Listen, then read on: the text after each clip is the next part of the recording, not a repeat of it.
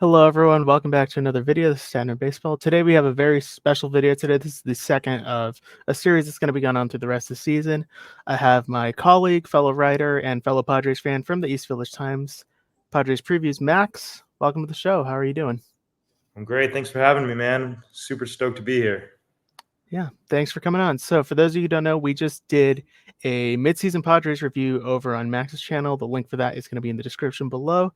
Today, we are going to talk some Padres trade targets for starting pitching because kind of like that's the big thing going on in Padres news. Like they're after a starter.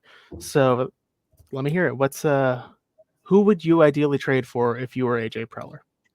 Well, I've been saying this all season long. Somebody I've been really interested in was Jesus Luzardo, but obviously he just went under the shelf. He's on the 60-day IL now. So a budget starter I've been hearing about is JP Sears, but something interesting is that the Padres are starting to scout Angels lefty Reed Detmers, who I've always thought has a very high ceiling.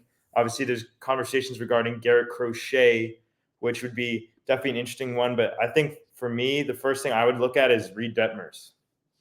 It's an interesting name, I will say, because just seeing how he was like at the major leagues with the Angels, like I'm not saying he was bad. It just feels like the Angels rushed him to the majors, honestly, because he was drafted in 2020 and he came up that season. They didn't really develop him. They're just like, here you go, kid. Here's a baseball.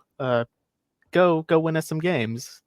So I think with the Padres, the new pitching lab they just opened this offseason, plus with the pitching staff that Ruben Niebla is running, I think that it makes sense. The only issue with Detmers is what's the cost? Like with a lot of guys, like what's the cost? I know like as fans and as player value, we like to think, oh, like what's like player value is such a subjective thing. But the question, like I'm personally hesitant on Garrett Crochet simply because the White Sox are going to ask for another Everything. massive prospect haul. They're going to be like, Yeah. if you've seen that clip from Tim Robinson where he orders 55 burgers, 55 fries, and so on and so on, that's what the White Sox are probably going to ask for. And I don't know if the Padres, where they are right now, want to do that, especially considering like this is Crochet's first full season as a starter. Yeah. And I think we're not going to be surprised if we see some crazy AJ Preller moves as we've seen throughout his tenure here, because I truthfully do believe that this is the test. This is his last year on the job, most likely, if things don't go well. So he's managing or conducting his general manager duties as if his job's on the line, where it's, we either go for it and we win, great, I stay, or we don't win. And then while the Padres might get kind of screwed up because we gave up all these prospects, I'm out of the seat anyways. So I wouldn't be surprised if Preller tries to make something crazy go on there with Garrett Crochet. Something that does always kind of worry me is the injury history with him. Not only is he throw 100 miles an hour, but he has struggled in his career with injuries. As you mentioned, he's throwing more innings than he ever has this season. This is his first season as a starter, like you've been saying. But the only reason maybe I have a little bit of a bias toward Reed Detmers is, one, because I believe that Ruben Niebla, with the talent that's there, that's ceiling the top draft pick, he threw a no-hitter a couple years ago. I do believe that he has an opportunity and the ability to be a very good pitcher. And I think that Ruben Niebla, we talked about it in the evaluating the first half video, he's been huge for this pitching staff. Look what he's been doing with Matt Waldron. I think that a guy with the ceiling like Detmers would definitely be somebody who could benefit from Niebla. But also, I was able to watch him pitch in Boston when I was in college this past year. He threw 7 shutout innings against the Red Sox. And he was really commanding the baseball, which I thought was very impressive. Obviously, his numbers on the season, really his career, don't stand out. 6.14 ERA this season, 4.68 in the career. But I think Detmers, the problem with him is he's kind of high on the walks in general. And that's something that Niebla has done a really good job at limiting the Padres staff with. So I think if you can really bear down on that, the walk issue, I think that really opens the door for a lot more opportunities. And obviously, it's not going to cost the same type of haul as it would with Garrett Crochet. The more that you go on about Detmers, the more I'm starting to kind of buy into the idea, to be quite honest, because the intangibles are there. Like I know like that word intangibles gets thrown around a lot by scouts, but like this stuff is there for sure. Like I didn't get to see him pitch. Like I've only seen like the highlights of him pitching and everything. But he looks like a guy whose stuff definitely plays at the big league level. Like I would not be against the idea of trading for Reed Detmers because while a buy low kind of acquisition isn't on brand. I know, like I for my channel, I wouldn't be like, hey, like go buy low on this guy. But like if there's some numbers that like will tell you like, hey, like there's something here, like you were Yeah. mentioning, like I'm gonna agree, like it could be a good buy low acquisition. You'd have him for like 4, 5 more seasons beyond this year. So he would definitely be like someone worth considering. Like I've heard a bunch of like Oh my rental goodness, Kyle names. Higashioka just hit a grand slam. I'm sorry Wait, are you? Oh, for cutting you off. Sorry don't about that. don't worry Second about home it. run of the game. That Kyle is Higashioka is red hot. Kyle It is Higashioka is 8-0. him. He is him, no doubt.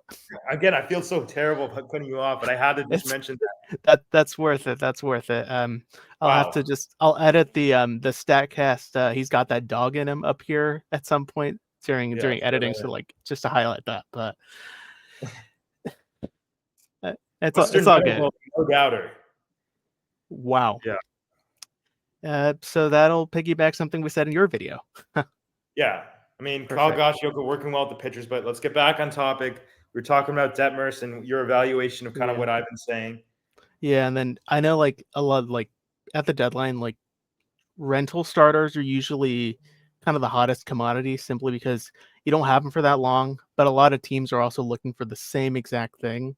So like some names I saw thrown around were like Jeff Passan threw like Luis Severino as a possible fit. Like I was actually thinking about this like before we got on the mic, and I was like, because the thing with Severino is he can be really dominant. Like in past, he has been that guy for the Yankees. The only thing is, he doesn't have the best like postseason performances. Like there are times like he will give you 6 innings, 1 run allowed, but then there's times he won't even get an out in the playoffs. But he was not good with the Yankees last season, and he's been like above average with the Mets. Like I don't have his numbers up. I might actually no, I might as well get those up while I'm at the screen. I mean, he's not 32, striking 98. out a ton of guys. Yeah, What? 71 in strikeouts and 90 and a third. Yeah. The one thing I will say, it looks like his fastball's found its form again. So, I mean, I would not be against someone like a Severino. I know, cut like last weekend, I wrote about possibly Max Scherzer, that James's suggestion, and Padres fans were not liking that. They were like, "Not this again." Yeah. Yeah, we know the tweet heard around San Diego. Um, Mhm. I haven't told this story before, but I actually went to the Padres game that was on that day. It was July 29th of 2021, I think. Like I had tickets to the game against Colorado, and I was taking my dad with me, and so I was telling him on the way there because obviously the San Diegan, you never pay for parking. You take the trolley to Petco Park. So we're on the trolley, and I'm telling him like, "Yo, we're getting Max Scherzer." And then when we get there, the news breaks that he's going to the Dodgers, and it's like, well, insert expletive here. But Yeah. the thing is, like, I would prefer that they get someone that's a rental as opposed to maybe a long term play. If they get a rental and Reed Detmers, fine by me, because then you get to take what was I say? You get to kind of ease King out of like starting for a bit, like just kind of save his arm. Because if you see the movement on King's pitches, throw that out for 2 innings in the playoffs. Mm-hmm. I think that would be Frisbee with filthy. the ball stuff.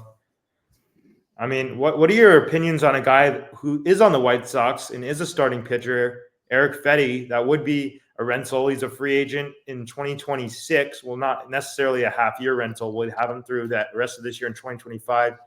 5-2, 3.05 ERA, 86 strikeouts, and 94 and a third. Like, I think that he's 31 years old right now.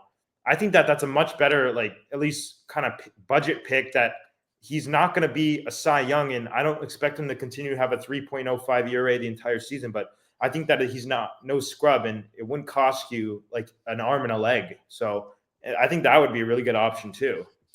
I think Fetty is honestly he's gonna be like the gem of the trade deadline, if you ask me. I know like there's flashier names out there, but how often does a starting pitcher with 1.5 years of team control on a very team friendly contract go on the market? That's not something that happens often. I don't have my tables of rental trades that have been made over the last 5 seasons up, but there's not many. And the thing with Fetty is like not only do like the numbers support like, hey, like he's pitching like really well. Like he has a 3.40 expected ERA, which is like not too much different from what he's pitching right now. He's not a guy who's gonna be on an innings limit. I mean, he's been a starter pretty much his whole Yeah. career. So I think an Eric Fetty would make sense for this team.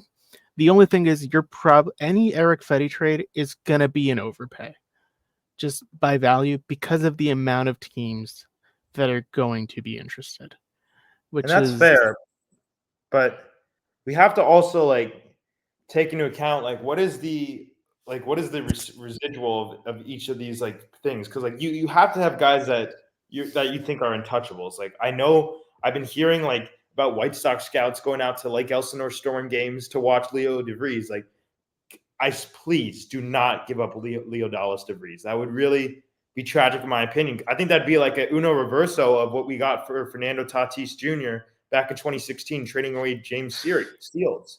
So yeah. I personally just don't think that we should have a set plan going forward. And this is again why Preller being where he is really worries me, because I think he knows he's on the hot seat, and it's like we either do something really special this year, so I got to make that huge acquisition, or we miss the playoffs, or we screw up in the postseason, I'm out, and it doesn't affect me because I'm already just out of my position as the general manager. So that's the only thing that scares me. Like I don't think that Salas would be traded, but like if a guy like DeVries got traded, that'd be really upsetting for me.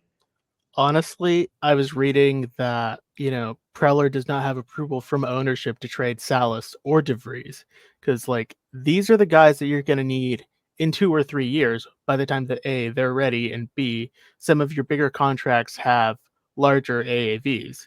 Like I'm looking at the Padres like top 30 right now, and there's not really a ton of guys that I would deem untouchable, but like you don't trade Salas, you don't trade DeVries.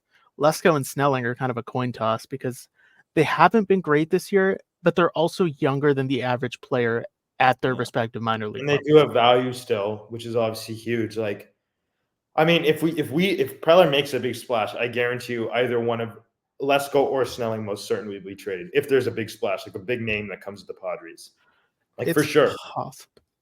I Like, would because say, who else would they get if it's going to be a team asking for an arm and a leg back and like a big blockbuster trade? you're right. They're not going to. I don't see the Padres doing a bulk package return. Like we're not going to send away like 6 prospects who are Not like, like the Juan Soto trade. Yes, I see what yeah. But like I also don't see them sending like 6 guys between the 10 and 30 prospects away for one guy. Like that just doesn't make sense for the Padres or for AJ Preller, because there's a lot of like very underrated guys in their minor league system. But I will like don't trade Salas or DeVries. Like I don't care like if you go out and if you get Garrett Crochet, don't trade either of those guys. I know the White Sox are looking for position player prospects. At this point, honestly, maybe you consider Brandon Valenzuela because he's more major league ready and he's been on a tear recently in AA. Like yesterday, he had like 5 RBIs. He was a triple shy of the cycle. I only know that because I had to write the farm report for it. Like I wasn't Yeah, but I watching think like actively. a team like the White Sox, like they know they're not going to be competitive anytime soon. So, I mean, of course they'd want more MLB ready talent per se, but they also want those guys that, like as you mentioned earlier, that are younger than the other prospects at their respective age or position. So I think that's why guys like Leo and Salas obviously would most certainly appeal to them, and that's why I'd be apprehensive to go after a huge name from the White Sox. Like we talked about this a little before we even started recording. Like the idea of Luis Robert, like he had that 38 home run season last year, and he's had flashes of greatness. But the fact is, he can't stay healthy, and when he's not healthy, he's playing really poor. And I don't think that there's a point in going after him and giving up an extra arm. So like an arm and a leg, that kind of thing.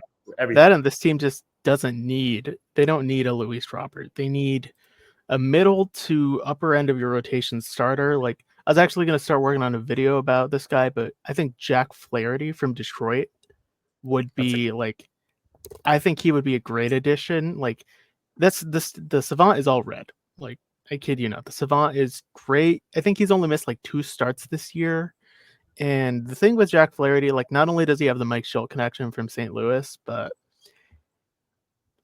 like I've heard, he's He's got that dog in him. Like, he is the kind of guy who, when he's on the mound, he's one of those guys you do not want to face. Like, I Yeah, I think mean, someone like 11.7 him, strikeouts per nine. Like he's pretty. Yeah, he's found his form again. Like, that's the guy he was earlier in his career. And I think someone like him, who's not on an innings limit, even though he might be a rental, like, you need a guy like that to get to the playoffs. When you and make the that's a good playoffs, point. like, worry about your rotation when you get to the playoffs. You need a guy who can go out there, give you 6 strong innings, strike out, like, I don't know, like 6 batters or something along the way. Just get you a guy that can get you to the playoffs. And then when you're in the playoffs, like, worry about, like, okay, you're gonna start game 1, you're starting game 2 and game 3. Like, don't jump the gun and think, okay, like, we're gonna trade for a game 3 starter. No, you're trading for a guy who will get you to the playoffs. And Jack Flaherty has been in the playoffs, like, I think 3, Yeah, 4 times in his career. and like, what would the Tigers want back? You think? Because I feel like they're another one of those organizations that it's pretty. They got a good amount of, well, at least in their top 10, a lot of pitchers. Like, let's see, they have like 6 prospects in their top 10 are pitchers. So, I mean, they have Max Clark, who's going to be expected to come up, I think, in 26. I mean, Torkelson has been a big bust for them.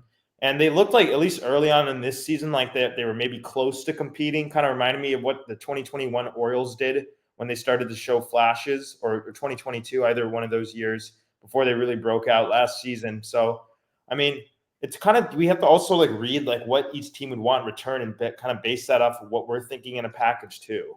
Yeah, like, I pulled up my graphic that I made for the video. I have, like, the trade is I have Rosamond Verdugo, who's an infielder. I think he's at single A, and I would send Jackson Wolf over there as well. Like, you send a high upside infield prospect who's a couple years away, and then you send a pitcher who you could use right now.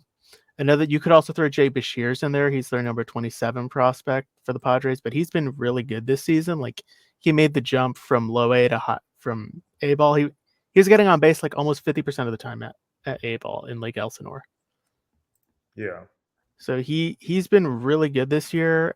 Maybe you sell high on the prospect pedigree with Jay Bashirs and then throw in a pitcher, someone in your top 30. Because I genuinely don't know how Jackson Wolf is a top 30 prospect. Like, that puzzles me right now. Like, he has an Yeah. And ERA of almost 8 in AAA, but I could see a pitcher and a position player in a trade with the Tigers simply because, well, the Tigers, they have a lot of really good like pitching prospects. A lot of them have checkered injury histories. Like, Casey Mize had Tommy John, Terry Scooble's coming off Tommy John, Matt Manning went under the knife. Jackson Jobe is being worked, like, he's on rehab assignment from injuries. So I think a pitcher and a position player is what you would need to send over for a guy like Flaherty. yeah, and I was also want to bring up an idea, potential reunion. Cal Quantrill of the Colorado Rockies is having one heck of a season. You know, he's a rental for sure because he's a free agent in 2020, or at least he's arbitration eligible in 25, free agent in 26. Right now, 6-5 with a 3.5 ERA. And remember, he's playing in Colorado. So that's a 132 ERA plus. I think that he's been pretty impressive this season considering the conditions of where his home stadium is. I always liked him on the Padres, especially back then. So I think that that'd be obviously a good thing to look at, because especially because the Rockies, of course, are not competitive for the next ever, it looks like. So yeah. Yeah, you hit me with the dagger on that one. I was really high on Cal Quantrill when he was here. I was like, why did you trade him? Like, this is the kind of guy you needed in 2020, and he wasn't bad in 2020. He was like, I No, he think he was was good. pretty A two good. two six ERA and 17 and a third innings for the Padres that year. Yeah. The thing is, I haven't really heard. Apparently, I've heard rumors that like the Rockies aren't really shopping him. I would love to get him. I would have loved if Preller had claimed him in the offseason. I think I tweeted out when he got DFA'd. I was like, yo, AJ, claim this guy. But that didn't happen. But I would love a reunion with Kyle Quantrill for the Padres. I think that he fits that back end of the rotation. But at the same time, I'm also concerned because how much of an improvement would someone like Cal Quantrill be over a Matt Waldron, let's say, or a Michael King? And that's fair, but you can also think about it like, if we are worried about the Michael King innings pitch limit issue where you might want to give him like at least not you're not going to put him on the IL obviously, but like a sort of a break necessarily from that starting pitching role and help him continue to ease back because he's throwing more innings than he ever has. It'll also be maybe we even want to go to a 6-man rotation and really replace Randy Vasquez because I know 6-man rotation it changes the entire preparation time for these guys. The extra days they're able to prepare in a lot different fashions, and it's obviously going to be better for your arm in the long run. But the only difference is that 6-man, it's like a lot different because you're not getting your best guys out there every time. There's just so many pitchers in your rotation. But I mean, Quantrill, if it goes back to where we keep Waldron, obviously as of right now, we want him to stay in the starting pitching rotation.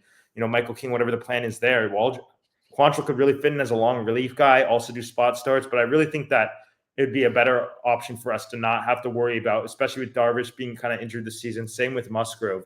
Like we cannot have Randy Vasquez as a consistent starter, especially if we're like looking toward the playoffs, like in a 5-game, 7-game series.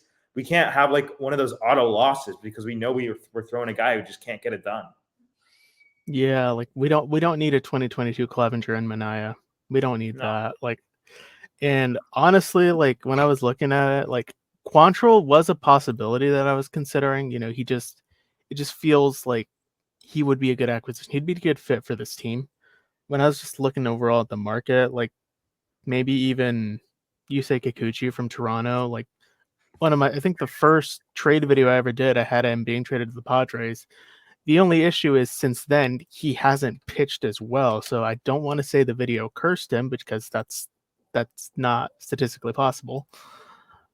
The concern with Kikuchi is he just allows a lot of base runners, but he is a lefty. And how many lefties are on the market not named Garrett Crochet?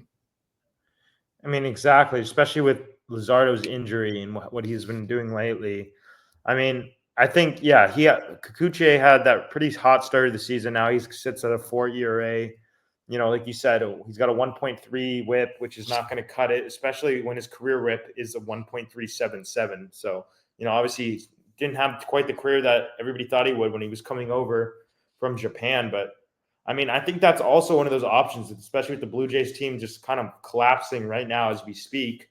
Like, they're definitely going to be looking to ship anybody possibly get any type of value back from. So I think Kikuchi, like depending on what the package is, because obviously you're not going to have to give up much really at all. I wouldn't expect you to have to. That'd be interesting. And going back to what we've been saying about Niebla with the issues with walks and limiting runners, that's one of the best parts of what he can do. And he can really bring the best out of pitchers. Yeah, I think someone like Kikuchi, I don't want to call him like a buy low acquisition, but at the same time, you can make the case that he would be a good buy low acquisition for the Padres. Like, he won't cost you a ton. Like, I think he definitely will cost less than I thought he was going to cost the team. I can't find the graphic for the trade, but that doesn't matter. I think Kikuchi would make sense because it's a lefty. It's a change of pace for the Padres, who I don't think have had a single left-handed pitcher start a game this year. So he wouldn't cost a ton either, which is why I had him as a possibility. Like I would be satisfied if they got him, if it shores up the back end of your rotation, because if Preller is going to trade for an ace, he's just going to trade for Garrett Crochet.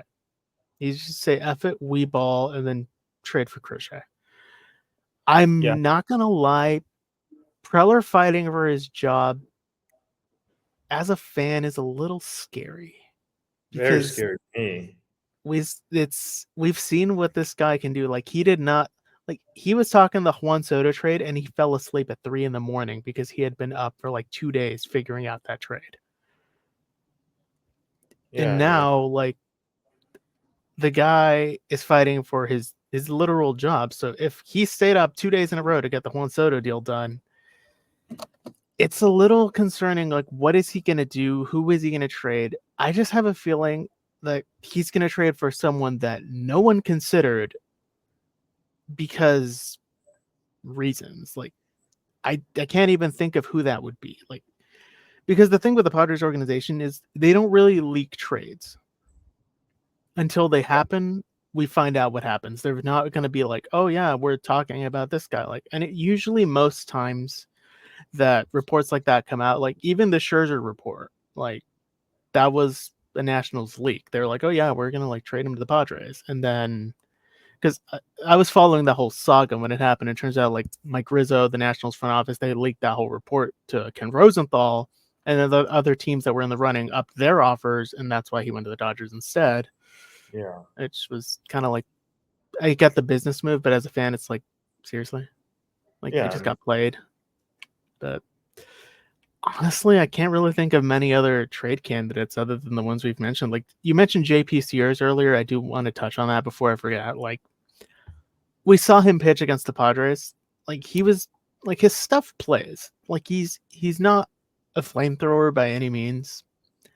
He's been pretty solid. He's been a solid pitcher for Oakland the last 2 or 3 years ever since he got there. So if I had to be honest, I think he would be a good fit. And Preller does like to trade with the A's. He's not afraid to do so. I mean, we got Profar from the A's when he was there, and then Profar turned out to be really good. I'm trying to think who else they. did we get Manaya. to trade with them, or did we just sign him to a contract before 20? We traded for him because he was in his last year of team control, and then we re-signed him. Who was in that trade? I forget that. Austin Allen.